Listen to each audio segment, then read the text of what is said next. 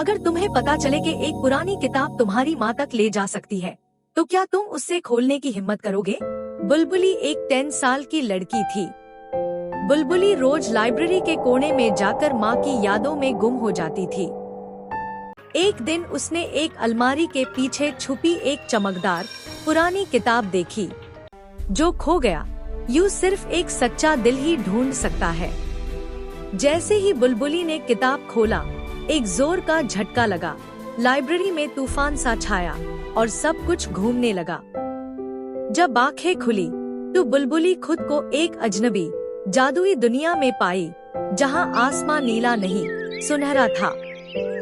पेड़ बातें करते थे और हवाएं सुरीली धुन में गुनगुना रही थी। लेकिन एक आवाज गूंजी, अगर माँ चाहिए तो दिल और दिमाग दोनों से मुश्किल रास्ते तय करने होंगे।